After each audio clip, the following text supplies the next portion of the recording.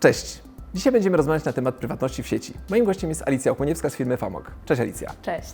Alicja, powiedz mi, czy prywatność w sieci jest w ogóle możliwa?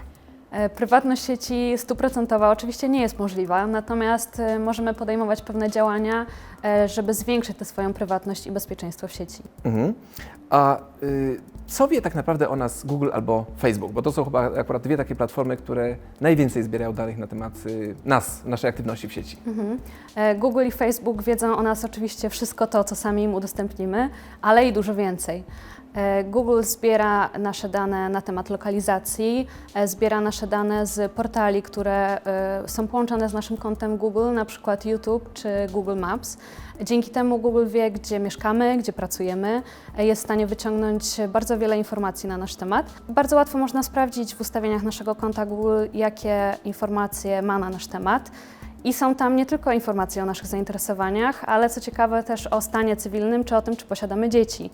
Ponieważ Google zbiera bardzo dużo danych i zachowań, którymi charakteryzujemy się w sieci i dzięki temu wyciąga takie wnioski. Natomiast Facebook wie o nas to oczywiście, co udostępniamy w postaci postów czy zdjęć na naszym koncie Facebook, natomiast również ma dostęp do naszej lokalizacji, a także do mikrofonu. Ty jako marketingowiec czasem wykupujesz jakieś kampanie na Facebooku. Jakie opcje personalizacji masz w takim wypadku? Tych opcji personalizacji jest bardzo, bardzo dużo. Oczywiście zaczynają się od takich prostych jak wiek czy miejsce zamieszkania użytkownika, zainteresowania na podstawie tego, co sami jako użytkownicy klikamy na Facebooku, jako lubię, nie lubię.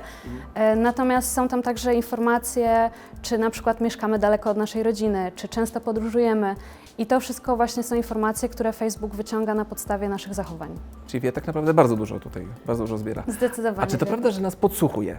Czy to prawda, że jak mamy ten smartfon gdzieś położony na stole, to że przez mikrofon wszystkie nasze rozmowy podsłuchuje i potem personalizuje nam reklamy pod hasła, które powiedzieliśmy? Odpowiedź na to pytanie nie jest jednoznaczna. Sami dajemy dostęp Facebookowi czy Google'owi do naszego mikrofonu.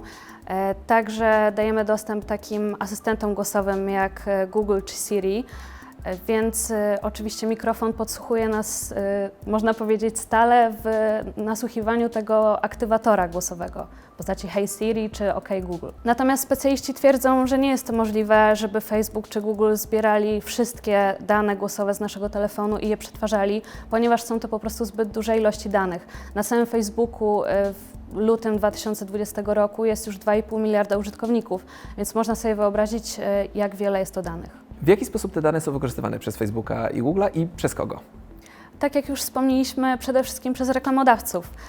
Facebook udostępnia reklamodawcom dane na nasz temat. Dzięki temu marketingowcy mogą łatwo targetować reklamy i jest to z jednej strony plus, ponieważ my jako użytkownicy końcowi mamy dopasowane do nas reklamy, widzimy to, co naprawdę nas interesuje. Natomiast może to być też wykorzystane w innych celach. Na przykład jakiś czas temu była głośna sprawa na temat wyborów prezydenckich w Stanach, gdzie mówi się, że Facebook sprzedał dane wielu użytkowników firmie zewnętrznej, która następnie wykorzystała te dane w kampanii prezydenckiej i zmanipulowała odbiorców z targetowanymi reklamami. A jakich danych nie powinniśmy w ogóle zamieszczać w sieciach społecznościowych? Na pewno nie powinniśmy zamieszczać zdjęć naszych dokumentów, naszych kart płatniczych. Tak jak też przed chwilą pytałeś o to, jak można wykorzystać te nasze dane. Złodziej może wykorzystać nasze dane z kart płatniczych do tego, żeby zapłacić gdzieś naszą kartą. Czy jak dostanę nową, piękną kartę, to nie powinienem robić zdjęcia i chwalić się, mam nową, piękną, z pięknym obrazkiem? Lepiej nie, nawet jak jest piękna. Albo zakryć po prostu numery karty. Tak. Natomiast mogą też wykorzystać dane, na przykład nasz PESEL w celu wzięcia pożyczki. Nie warto też umieszczać zdjęć wnętrza naszego domu, gdzie widać, jakie mamy sprzęty, ponieważ to jest informacja dla potencjalnego złodzieja. Nie warto też umieszczać informacji, że przebywamy w danym momencie na urlopie, bo to też jest informacja dla złodzieja, że może w tym momencie... Dom jest pusty, tak? Że dom jest pusty, tak, dokładnie. Tak samo udostępniamy bardzo często informacje o tym, że biegamy w danym momencie na wielu aplikacjach sportowych i to też jest informacja dla złodzieja, że nie ma nas w danym momencie w domu. A czy tryb incognito w przeglądarce, czy coś daje, czy w ogóle warto z niego korzystać?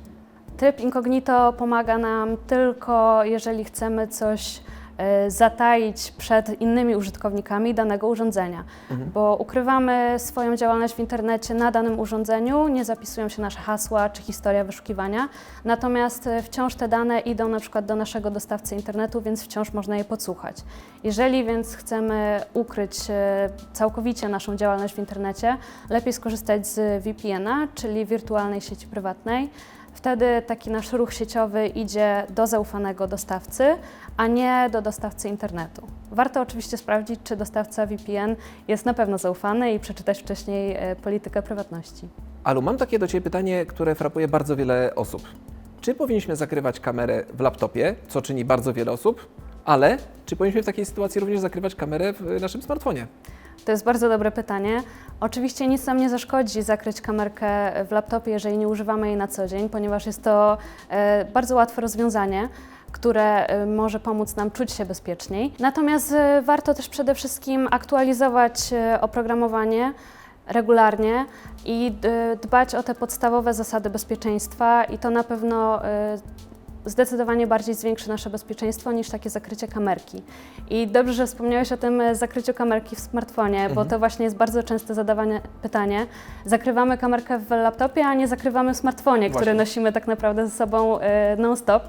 Natomiast zakrywanie kamerki w smartfonie może nie być już takim prostym rozwiązaniem, bo używamy jej jednak bardzo często. Natomiast możemy sprawdzić uprawnienia, jakie dajemy aplikacjom i zastanowić się, czy na pewno aplikacja jak kalkulator potrzebuje dostępu do naszego aparatu. Podsumowując, co w takim razie powinniśmy robić, żeby zwiększyć naszą prywatność w sieci? Przede wszystkim dbajmy o to, co wrzucamy na nasze portale społecznościowe, czy nie dodajemy tam naszych wrażliwych danych.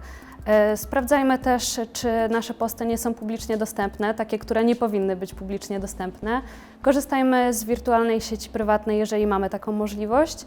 Możemy również sprawdzić, jakie dane Google posiada na nasz temat, możemy je zmienić, wyczyścić całkowicie. Jest również strona Have I Been Pwned, na której możemy sprawdzić, czy nasze dane nie wyciekły.